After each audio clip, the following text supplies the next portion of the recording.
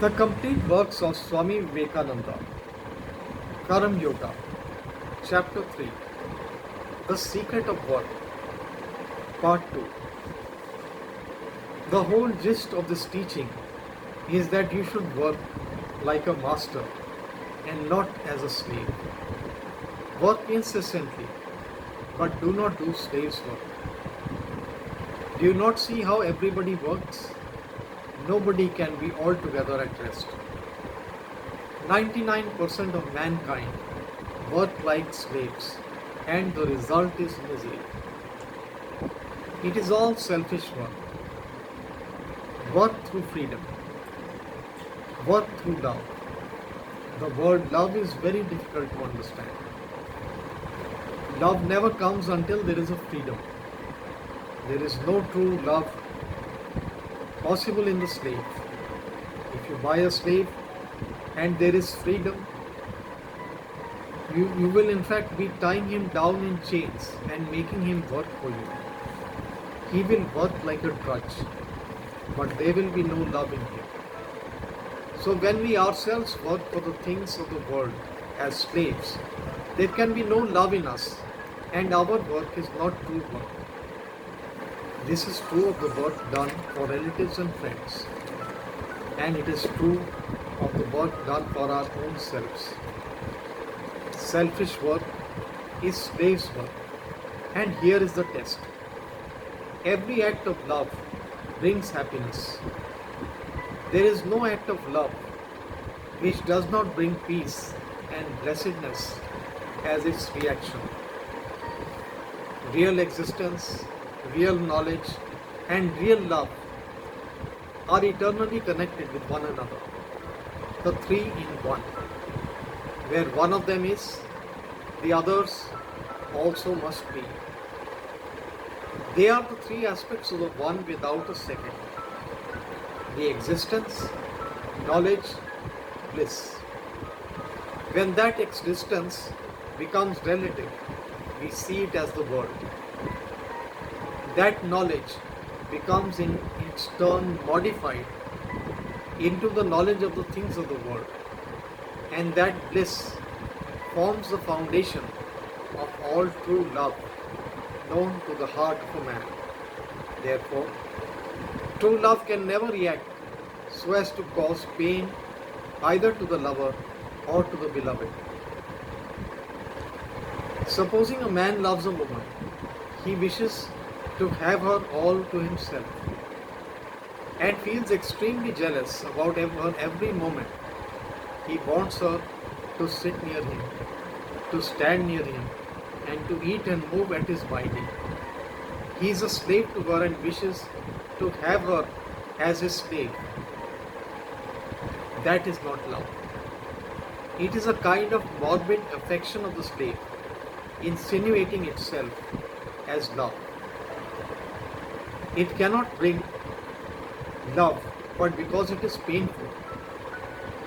If she does not do what he wants, it brings him pain. With love, there is no painful reaction. Love only brings a reaction of bliss. If it does not, it is not love. It is mistaking something else for love. When you have succeeded in loving your husband, your wife, your children, the whole world, the universe, in such a manner that there is no reaction of pain or jealousy, no selfish feeling, then you are in a fit state to be unattached. Krishna says, "Look at me, Arjun. If I stop from work for one moment, the whole universe will die. Because I love the world. In fact, I have nothing to gain from work. I am the one Lord, but why do I work? Because I love the world. God is attached because He loves. That real love makes Him unattached. Wherever there is attachment, the clinging to the things of the world, you must know that it is all physical attraction between sets of particles of matter, something that attracts two bodies nearer and nearer all the time, and if they cannot get near enough produces pain. But where there is real love, it does not rest on physical attachment at all. Such lovers may be thousands of miles away from one another, but their love will remain the same. It does not die and will never produce any painful reaction. To attain this unattached sense is almost a life work. But as soon as we have reached this point, we have attained the goal of love and become free. The bondage of nature falls from us, and we see nature as she is. She forges no more chains. For us, we stand entirely free and take not the results of the work into consideration. Who then cares for what the results may be? Do you ask anything from your children in return for what you have given them? It is your duty to work for them, and there the matter ends. In whatever you do for a particular person, a city or a state, assume the same attitude towards it as you have towards your children. Expect nothing in return. If you can invariably take the position of a giver, in which everything given by you is a free offering to the world, without any thought of return, then will your work bring you no attachment. Attachment comes only where we expect a return. If working like slaves results in selfishness and attachment, working as master of our own mind gives rise to the bliss of non-attachment. We often talk of right and justice, but we find that in the world, right and justice are mere baby's talk. There are two things which guide the conduct of men: might and mercy. The exercise of might is invariably the exercise of selfishness. All men and women try to make the most of whatever power or advantage they have. Mercy is heaven itself. To be good, we have all to be merciful. Even justice and right should stand on mercy. All thought of obtaining return for the work we do hinders our spiritual progress. Nay, in the end it brings misery.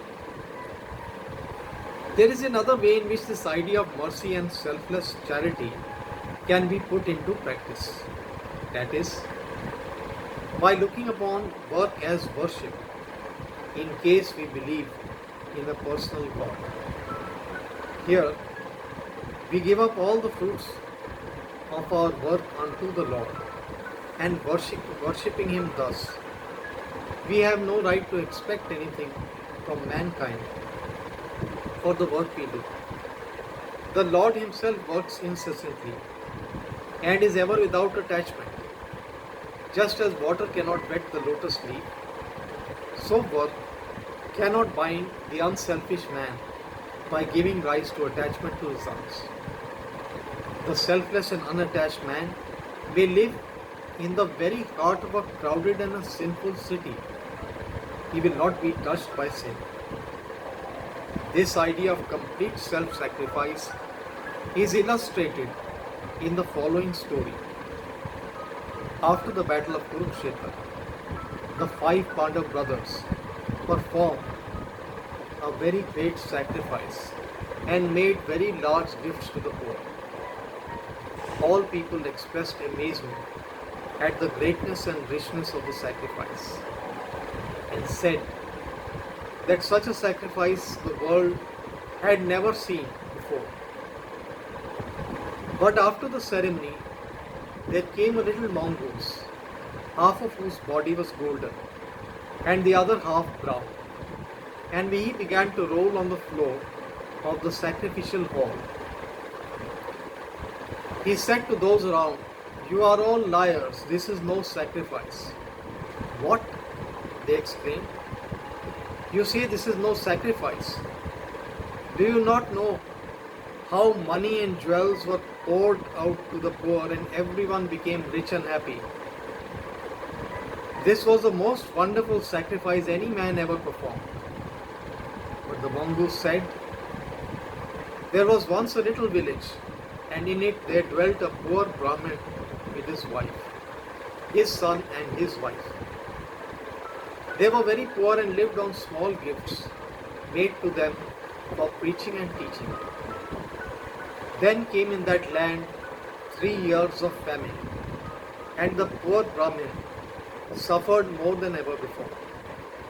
At last, when the family had starved for days, the father brought home one morning a little barley flour, which he had been fortunate enough to obtain, and he divided it into 4 parts, one for each member of the family. They prepared it for their meal, and just as they were about to eat, there was a knock at the door. The father opened it, and there stood a guest. Now in India, a guest is a sacred person. He is as a god for the time being and must be treated as such. So the poor Brahmin said, "Come in, sir, you are welcome." He set before the guest his own portion of the food, which the guest quickly ate and said, "Oh sir, you have killed me. I have been starving for 10 days, but this little bit has but increased my hunger."